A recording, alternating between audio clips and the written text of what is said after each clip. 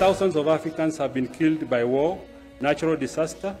Millions in different parts of the continent have been displaced by floods and war. Some of the hottest conditions in 2 centuries are destroying lives. But we have risen as Africans. Together and with partners of goodwill, several African countries have taken steps towards large-scale vaccination against malaria, which is a fearful disease in this continent.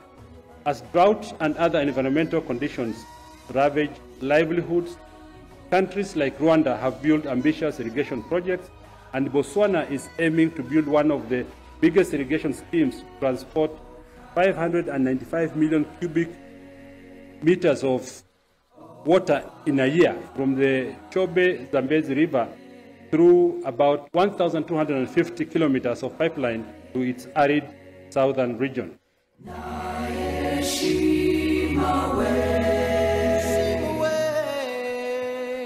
This week, we answer that big question.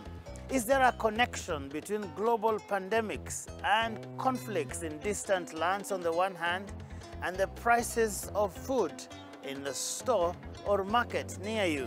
People are watching every day as their normal incomes are buying less and less than they used to buy before. And that means that you're talking about reduced incomes. We're likely to see increases in poverty, starvation, or inadequate food for people. So actually, at the end of the day, we'll see, food insecurity deepening, in malnutrition, which is already acute. But there is another phenomenon that we really already see, particularly in the urban settings, which is obesity. People are not really eating healthy food because, of course, they don't have access, because it's expensive. It's going to be even more expensive. This week on Cars with Big Boy Trev, we engage with Kenya's latest vehicle brand, Changan Auto, powered by Inchcape Kenya. We analyze their product lineup, plus highlight their brand promise of providing efficient and safe mobility for the Kenyan market. Finally, we review the Ocean Future Sense SUV. We check out its design, technology, performance, safety, and value for money. That's this and much more on your Cars with Big Boy Trev this Sunday at 5 p.m.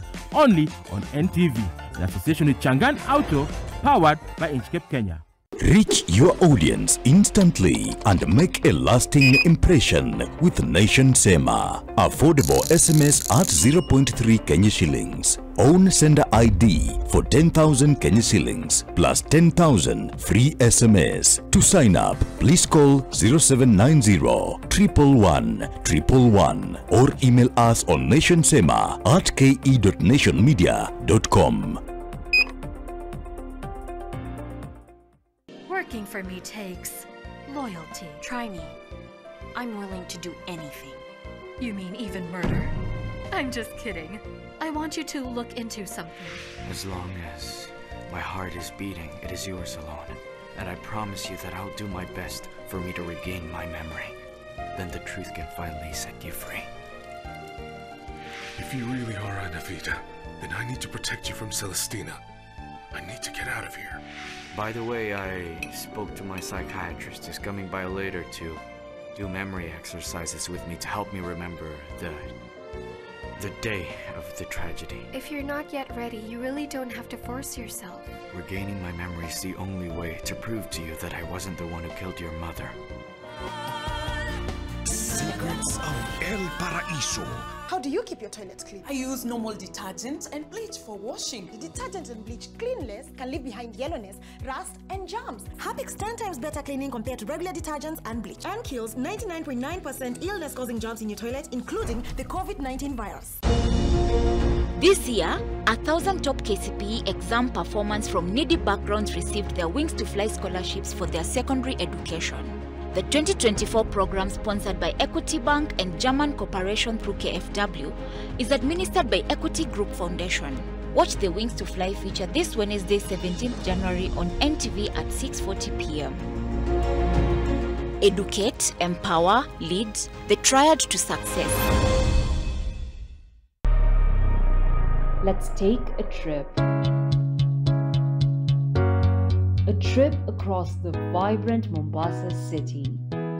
Whether by road, by rail, or by air, you won't miss to witness the marvel of the solar streetlights. A quiet revolution that is cost-effective and changing the nightlife of motorists and pedestrians. Like a carefully choreographed dance, the solar streetlights sprout across the highway, their elegant designs blending seamlessly into the urban fabric. Its magic extending beyond the aesthetic appeal. Welcome to the revolutionary era of solar by Sentimental Energy. Want to know the biggest story of the week? Do not worry. The Weekly Review got you covered. For in-depth analysis of politics, business, governance, as well as social issues, the Weekly Review covers it all. For well-researched, exclusive and investigative content, read the Weekly Review every Sunday in the Sunday Nation. You are off the case. I'm going to assign Bustos to take over this investigation. No, you can't do this to me. Alberto was my good friend. I've seen you do some great acting since I've met you, but the one you did at the graveyard? That deserves an Oscar. You really fitted the role of the grieving widow. I think that you overacted. A person has to be really thick-skinned to show up at a funeral when everybody is more than certain you were the one who killed him. Head over heels. And people come in and they're like, oh, it works. I can have ice cream and I'm not in any discomfort. I recommend Sensodyne because it works. It's brilliant. Say hello to a new definition of freshness with Nivea Fresh Deo, which goes above and beyond, offering not only long-lasting odor protection, but also an invigorating burst of fragrance that lasts all day. Discover the joy of feeling refreshed and revitalized, no matter what challenges come your way. Feel fresh in every moment. Stand a chance to win a trip for 2 to Diani, or a dinner for 4, or a year's freshness package with a new Nivea Fresh Deo. It's easy. Just buy any Nivea Fresh Deo, submit the receipt on WhatsApp to 0712 044 544 and enjoy exciting prices. Terms and conditions apply. It's Friday and things are looking a bit boring. Fanta. Submit to the fizziest of fizz. Surrender to a bubbly bliss. Fall for the tangiest of tangs. Succumb to the flavor frenzy. Fanta. Indulge with a sip and snack.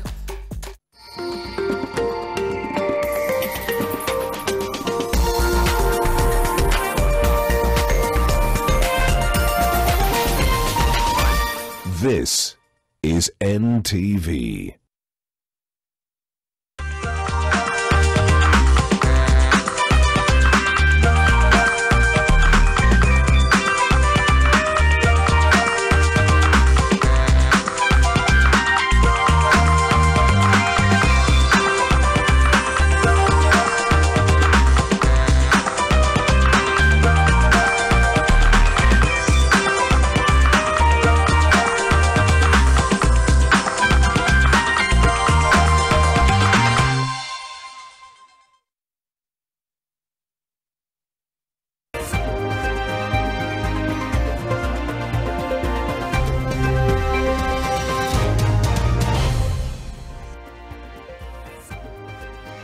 Hujambo mtazamaji, karibu katika NTV adhuhuri. Jina langu ni Nuru Abdulaziz. Tukianza taarifa zetu, mahakama kuu ya Malindi leo imeamuru kwamba watu 30 akiwemo kasisi Paul Mackenzie kufanyiwa uchunguzi wa akili kubaini iwapo wako katika hali nzuri ya afya ya akili kufunguliwa mashtaka ya mauaji. Aidha, mahakama imeamuru warejeshwe kotini Februari 6. Tuungane na mwanahabari wetu Kevin Mutai akiwa Malindi atupe maelezo zaidi ya uamuzi wa mahakama. Naam, Kevin Mutai.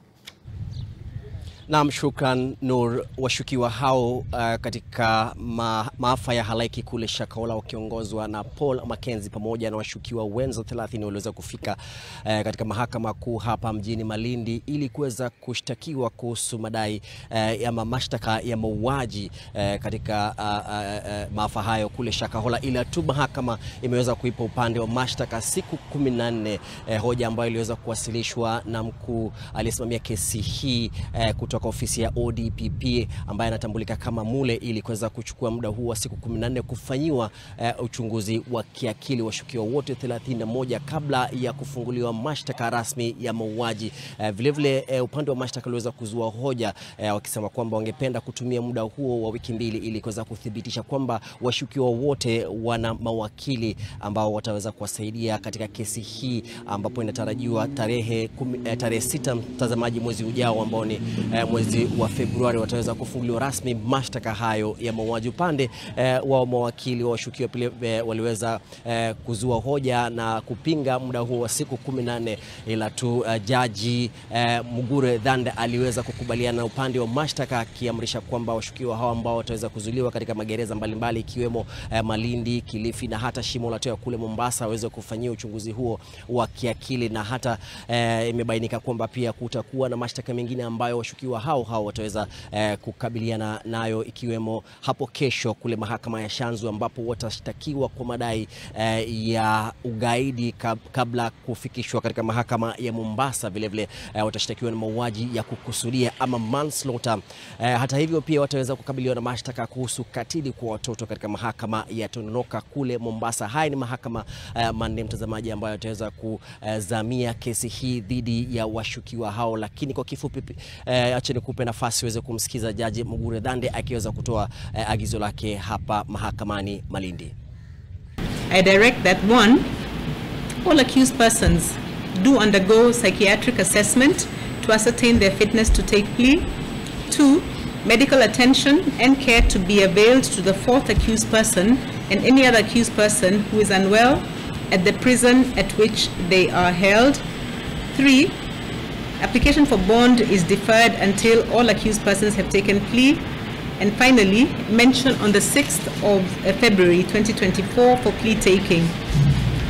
Naam, kufikia sasa mtazamaji, washukiwa hao bado wamo katika maeneo haya ya mahakama kuu hapa mjini Malindi. Magari haya ndio yamewabeba na wataweza kusafirishwa katika ama hadi magereza mbalimbali kama nilivyotaja ya Mombasa, Malindi na hata vilevile kule Shimo la Tewa tayari kufanyia uchunguzi wa kiakili kabla kuweza kufikishwa tena mahakamani hapo kesho kule Shanzu kufunguliwa mashtaka mapya tena ya ya ugaidi. Kwa hivyo mtazamaji, utaweza kufuatilia kwa kina zaidi yote ambayo yameweza kujiri mahakamani. Tutakupasha zaidi katika taarifa zetu za hapo baadaye saa 1 na saa 3.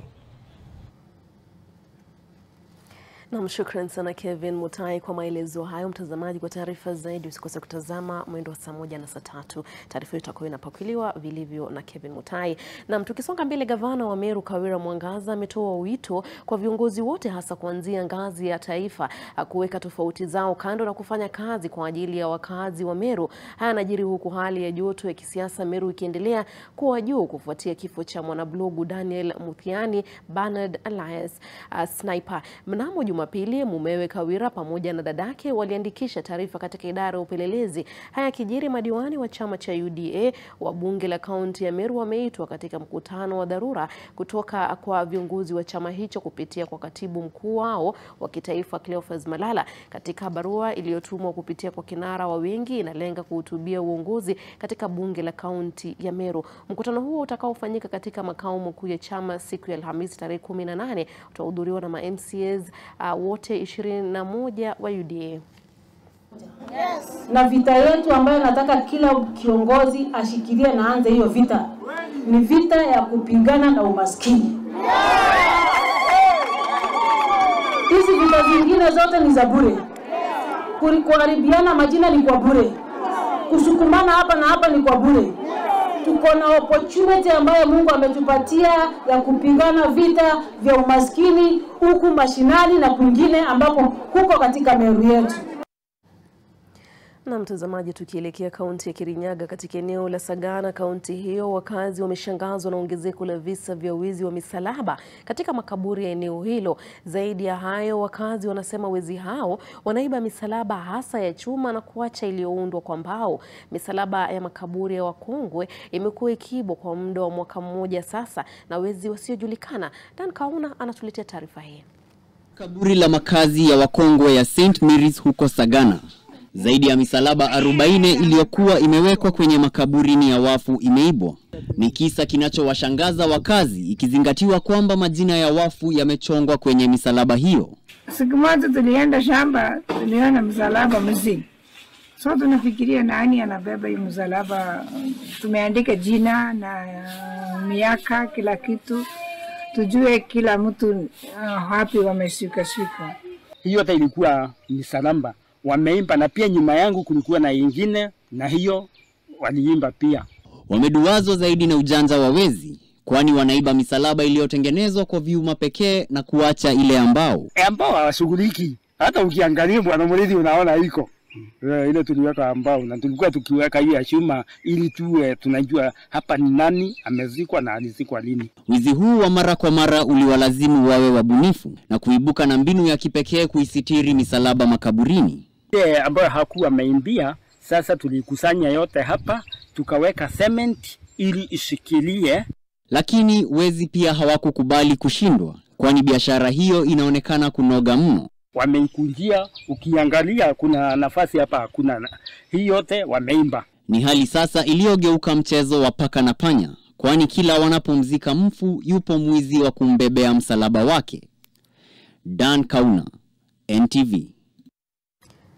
Ni taarifa ya kushangaza kweli. Tukisalia katika kaunti hiyo ya Kirinyaga, mamia ya maskwota kutoka Mwea, kaunti ya Kirinyaga, walifanya maandamano ya amani kuishinikiza serikali kuchunguza upya ugavi wa ardhi uliofanywa mwaka 2016 katika mpango wa makazi wa Mwea ambao unakumbwa na utata wa miaka mingi. Waandamanaji hao walisema kuwa wasiwasi umewakumbwa kufuatia tetesi kuwa sajili ya Wizara ya Ardhi huko Kiritiri imeanza kutoa hati miliki za mashamba katika mpango huo kabla ya malalamishi yao kutatuliwa. Wakazi hao waliokuwa wakiandamana kutoka Gategi walisema wanahofia kwamba watu waliopewa ardhi na serikali ya kaunti ya Embu huenda wakaanza kuwafurusha ilhali hawakuwa na mahali pengine pa kwenda. Wanadai kwamba wameishi katika hali hiyo kwa miongo mingi tokea mwaka 1940. Na huu si wakati wa siasa, huu si wakati wa kudhalilishana, ni wakati wa maendeleo. Na hatutaki kilio Mwea Settlement Scheme, tunataka tupewe mbazari za watoto, tunataka tutengenezewe manjia, maana huko ni kwetu na hatubanduki kamwe. Na sioni mtu anaweza kupewa title ambaye anjui mahali anaweza kukaa, na mtu mwingine ako kwa shamba hawezi kupewa title. Hiyo inaendanisha namna gani? Tutakaa chini, tujaribu kuangalia hiyo kitabu na tuone the necessary agencies, zile ofisi tunafaa kupeleka hizi barua, tunafaa kupeleka hiyo complaints ndio mpate suluhisho. Na ndio kila mtu asikie ako nyumbani na ako Kenya na yeye ni Mkenya imara. Na tukifululiza hadi Kajiado, mgogoro unazidi kutokota kati ya serikali ya kaunti ya Kajiado na kampuni ya kemikali ya Tata katika eneo la Magadi kutokana na kile kinadaiwa kuwa deni la shilingi bilioni 10. Maafisa wa kaunti walifunga milango yote miwili kwa vifuli vikubwa na kuzuia malori kuingia kwenye buhari hilo ambalo pia huwa kituo cha treni kuelekea kwenye maghala ya kampuni hiyo. Mwanahabari wetu Zakari Nyakweba na taarifa hiyo kwa kina. Mzozo kati ya serikali ya kaunti ya Kajiado na kampuni ya kemikali ya Tata ambao umekuwepo kwa muda uliwalazimisha maafisa wa serikali ya kaunti kufunga malango ya bohari hilo mjini Kajiado na kukatiza shughuli za kawaida. Kwa mjibu wa waziri wa fedha katika serikali ya kaunti hiyo, Elias Kisota, kampuni hiyo inadaiwa deni ya shilingi bilioni 10 ikiwemo pesa za leseni na malipo ya kodi ya ardhi wanaotumia. The businesses that Magadi is doing are illegal in our consideration, given the legal framework of the law. Every business that is running in Kajiado, that is running in the country, has certain permit and licenses that they must be able to. Kadhalika, Kisota anasema kampuni hiyo imepuuza kufanya malipo yoyote kwa miaka miwili hata baada ya maridhiano yaliyoafikiwa na Wizara ya Madini miaka michache iliyopita. We have mobilized our teams, our revenue officers, including service providers that the county has engaged to aid in mobilization of revenues, that is the debt collectors, to engage all the defaulters for us to be able to realize the needed revenues for county development. Vilevile, waziri huyo amesema watafunga kampuni hiyo kabisa kama hawatalipa pesa wanazodaiwa, kwani juhudi za kaunti kuongea na wasimamizi wa kampuni hiyo zimeambulia patupu. Nobody is above the law in this country.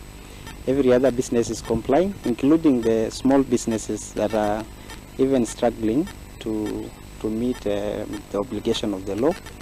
Katika muhula wake wa kwanza, Gavana Joseph Ole Lenku aliwaongoza mamia ya wakazi kuingia katika ardhi ya kampuni hiyo, wakidai wananchi wananyanyaswa na kampuni kutolipa kodi. Tulifanya juhudi ya kupata taarifa ya kampuni ya Tata bila mafanikio. Zakari Nyakweba, NTV, Nairobi. Na tukiangazia masuala ya elimu, huku shule zikiendelea kurejelewa, wazazi wanaowapeleka wanafunzi sekondari za junior kwa mara ya kwanza katika mfumo mpya wa elimu ya umilisi CBC wanaelezea changamoto wanazopitia wakati wa kuwapeleka wanao shuleni. Katika shule ya msingi ya utafiti iliyoko eneo bunge la Kikuyu, kaunti ya Kiambu, wazazi pamoja na walimu wanasema changamoto kubwa wanaopitia kugharamia vitabu na sare za shule. Kucheleweshwa kwa mgao wa ufadhili kutoka kwa serikali ni changamoto kubwa ambayo walimu wanasema huenda ikathiri shughuli za masomo muhula huu. Uhaba wa madarasa na walimu wa kutosha pia ni changamoto kwa wanafunzi wa sekondari junior kutokana na mpango wa kuhakikisha 100% watahiniwa wanapata nafasi shuleni.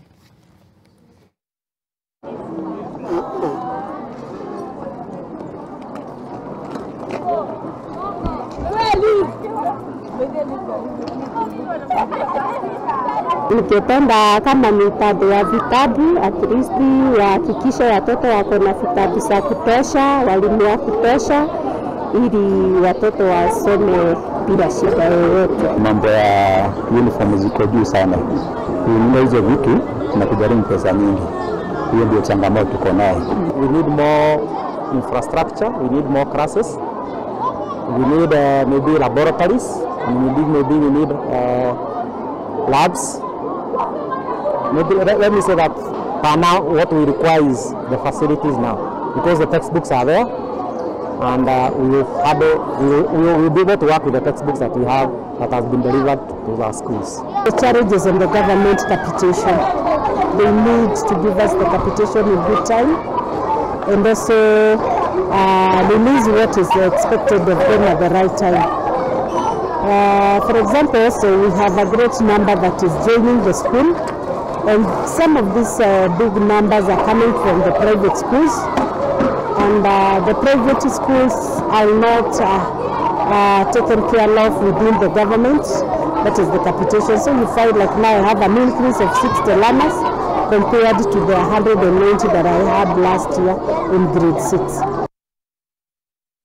Tukisalia masuala ya elimu, wanafunzi waliopata alama iliyo chini ya chanya au C chanya katika KCSE wanahimizwa kuthamini kozi za kiufundi na uamali kama njia mbadala ya kujiendeleza katika elimu na maisha, badala ya kufa moyo kwa kutopata nafasi katika vyuo vikuu. Hayo ni kwa mjibu wa usimamizi wa chuo cha ufundi cha Mishuki, kaunti ya Murang'a. Kadhalika, viongozi na washikadau katika sekta ya elimu eneo hilo wametaka serikali kukipandisha hadhi chuo cha mafunzo ya kiufundi cha Mishuki kuwa taasisi ya kitaifa ya kiufundi ili kuwa na wigo mpana wa wanafunzi. Wanasema taasisi hiyo iliyoanzishwa mwaka 1956 yenye wanafunzi takriban 6,000 ina sehemu kubwa ya ardhi ambayo wanasema inatosha kuiweka taasisi hiyo kuwa ya kitaifa. Mbunge wa Kangema Peter Kihunge anasema iliko taasisi hiyo, anasema kuwa shule hiyo iliyopewa jina kwa heshima aliyekuwa waziri wa mbunge wa Kangema marehemu John Mishuki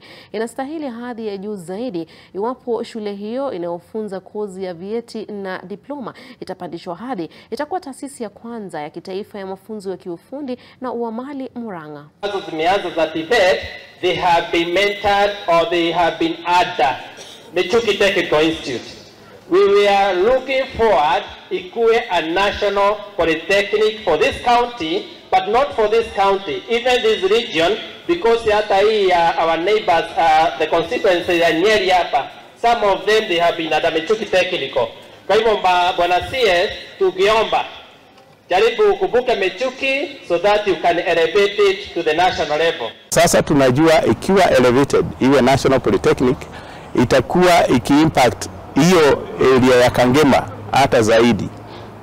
Sababu hiyo track record mzuri Tunajua wanafunzi wengi watakuja na tutapatiwa hata pesa ya kuongeza infrastructure. Sababu sasa tumefika ile kiwango ambao wanafunzi ni wengi wanauliza kusomea huko, lakini sababu ya vile tuko limited na ile space na infrastructure ile iko, hatuwezi chukua hata zaidi.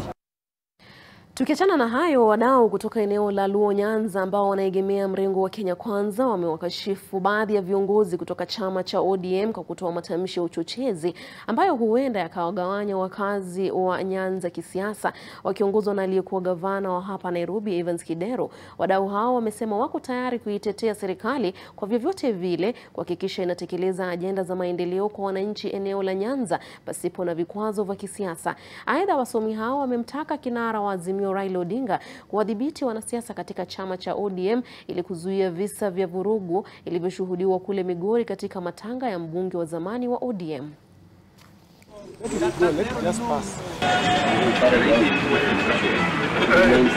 Kwa sababu wao ndio wametupeleka Canaan. Kiongozi wa ODM alisema mara nyingi anapeleka watu Canaan. Sasa hivi ni miaka 25. Canaan bado wameshindwa kufika. Kuna mamba kwenye barabara, wakiweka miguu wanarudi nyuma, wakiweka miguu wanarudi nyuma. Na Ruto ametupeleka Canaan already. Na waziri Ludo Walo na Raymond Omolo. So hatutaki mambo ya ODM, mambo ya vita sasa hivi hatutaki. We have seen this applied for the longest time, that the Luo Nyanza region has remained without leadership at this point in time because all emerging leaders have been fell by the roadside. The second stage of political grieving is anger and intimidation, and that's what we can see them going through. We can't stop them from grieving. It's their right to grieve, but it's not right for them to intimidate, to abuse. What we've seen going through, it happened in Game where those leaders met and they threatened to unleash violence. It has happened in Ugenya, it has happened in Kasipul, and recently we saw it in Migori during the funeral. Na mtazamaji, baada ya taarifa hiyo tupate mapumziko mafupi na rejea na taarifa zaidi.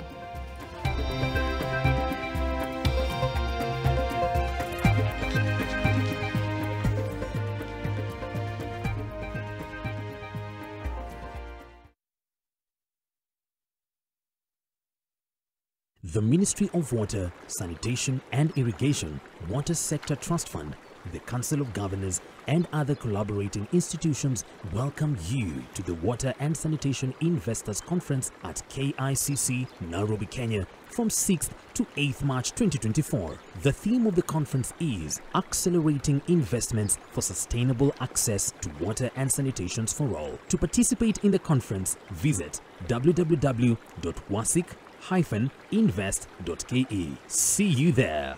Water Sector Trust Fund, financing the water sector. Mwanangu, unapozidi kukua, mwili wangu unapitia mabadiliko mengi sana. Lakini the new nice and lovely flawless bio body oil inatunza mwili wangu, and I get to celebrate my journey with you. New nice and lovely flawless bio body oil imeboreshwa na 4 natural oils.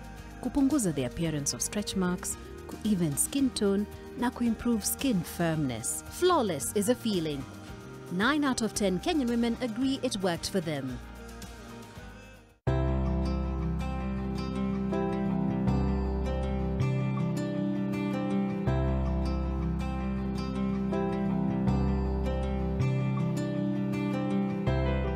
When you're finally released from pain, that moment when you start to get back to ordinary, and ordinary feels amazing.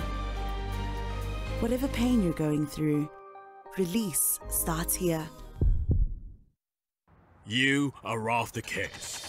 I'm going to assign Bustos to take over this investigation. No, you can't do this to me. Alberto was my good friend. I've seen you do some great acting since I've met you, but the one you did at the graveyard? That deserves an Oscar. You really fitted the role of the grieving widow. I think that you overacted. A person has to be really thick-skinned to show up at a funeral when everybody is more than certain you were the one who killed him. Head over heels. And people come in and they're like, oh, it works. I can have ice cream and I'm not in any discomfort. I recommend Sensodyne because it works. It's brilliant.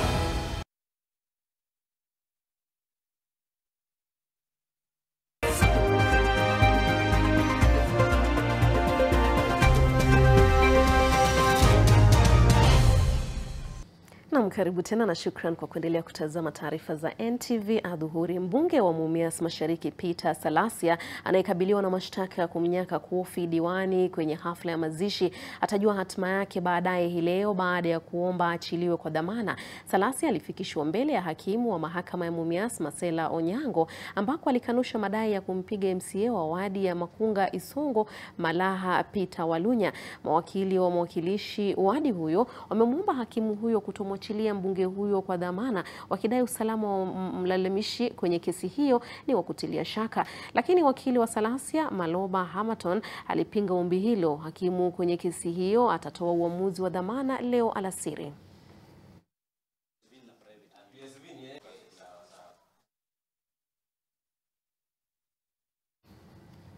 Kwingineko, majengo yenye asili ya historia ya Waswahili yanaendelea kupotea Mombasa, makazi hayo yakibomolewa kwa ajili ya ujenzi wa majengo ya ghorofa. Hali hiyo imebadilisha pakubwa kisiwa cha Mombasa, ikisemekana kuwa idadi kubwa ya watu na hata mahitaji ya makazi imechangia pakubwa kuongezeka kwa majengo hayo. Kevin Mutai hapa na taarifa zaidi.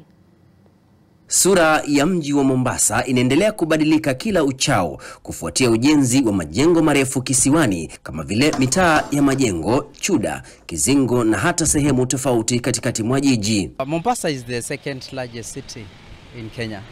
So obviously the land is not growing and you realize commerce has also increased and the population. Mombasa is an urban city and apart from urban city also a port city. So many people are coming into Mombasa, so many investors are coming in, taking advantage of the port. So it's likely to have rise in population and people building and invest here. It's normal. Kuna maelfu ya watu wanaoingia na kuondoka jijini kila siku na kuchangia ukuaji wa Mombasa. The economy of Kenyans is growing. Obviously people need decent housing, right? And for the real property guys, they've seen an opportunity of coming up with tall buildings that will provide both office space and accommodation. Hofu iliyopo kwa sasa ni ile ya turathi na historia ya jiji kudidimia kutokana na mabadiliko hayo, huku idadi ya ardhi kisiwani pia ikipungua na kuwalazimu wamiliki wa majengo ya kale kuuza mali yao kwa wafanyabiashara wanaojenga majumba ya ghorofa. In the next 10 years, Mombasa will be almost coming to the edge of Nairobi, especially in the town center. There will be no Kiswahili house. And therefore, maybe for the culture, the government need to do something about the cost of culture, because trying to do away with all of them can also destroy our history. As somebody who has seen the golden part or the golden age of Mombasa, I feel sad. I feel sad. Yes, we are having these tall buildings and people are making more money, but can we do it in a systematic, organized manner such that those children and grandchildren of ours who will come will be proud of what they are seeing? Areas zingine zimekuwa ekwa kando kama Old Town vile, huwezi kuweza kubomoa zile nyumba, zinalindwa kisheria. So kama wale watu wanakuja kuangalia culture ya Mombasa ile ya kitambo, wataenda sehemu ambazo hazija kuwa na majumba marefu. Lakini hatuwezi kukataa kuwa mji unapanuka, biashara zinapanuka, watu wanaongezeka, lazima majumba yaweze kumatch ile population ambayo iko hapa Mombasa. Swali ibuka sasa ni je, mfumo huu wa majengo haya unastahimili miundo msingi na mpango wa jiji? Before we approve, we look at so many factors. One of it being drainage. Before we approve a tall building, we'll have to. There is a condition before we approve. We have to include a biodigester in your building. Yote 9-10 ni kwamba idadi kubwa ya watu wanaofika mjini Mombasa wanatafuta biashara na hata mtaji, na hivyo basi haja ya kupata makazi. Kevin Mutai, NTV katika kaunti ya Mombasa. Na tukisonga mbele, waziri mwandamizi Musalia Mudavadi yuko katika taifa jirani la Uganda katika kikao maalum cha 19 cha vuguvugu la harakati zisizofungamana, yani Non-Aligned Movement Summit. Kikao chenyewe kinaangazia kuimarisha ushirikiano kwa ajili ya ustawi wa pamoja wa kimataifa. Mkutano wa mwisho uliandaliwa mjini Baku katika taifa la Azerbaijan mwaka uliopita. Mkutano wenyewe ambao ni wa siku 5 unaleta pamoja wananchi 129, mataifa waangalizi na mashirika 10. Rais William Ruto anatarajiwa kujiunga na marais wengine huko Uganda Ijumaa hii.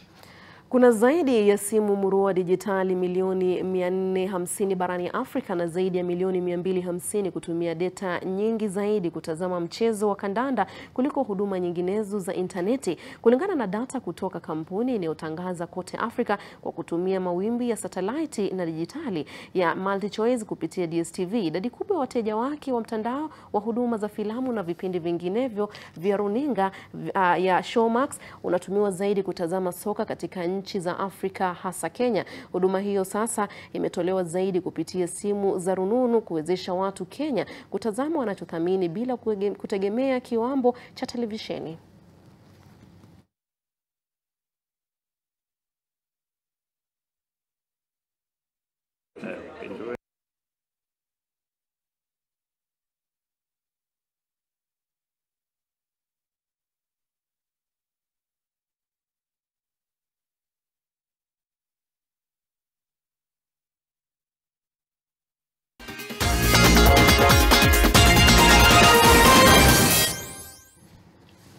Na tukiangazia taarifa za spoti, Mali iliduaza Afrika Kusini kwa mabao 2-0 katika mechi ya kombe la bara Afrika iliyochezwa hapo jana usiku nchini Ivory Coast. Kipindi cha kwanza kilikamilika bila mabao, huku Afrika Kusini ikipoteza nafasi murwa ya kuwa uongozini baada ya mchezaji Pasi Tau kupoteza mkwaju wa penalti. Katika kipindi cha pili, Mali walijikakamua na kufunga mabao 2 kiustadi. Bao la kwanza lilifungwa na mchezaji Amari Traore baada ya dakika 60. Muda mfupi baadaye mwenzake Lassina Sinayoko akawafungia Mali bao lao la pili.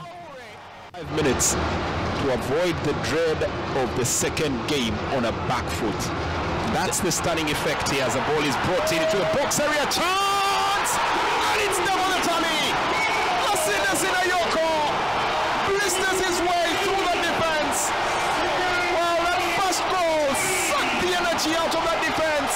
The second one neutralizes them, and Mali are home and...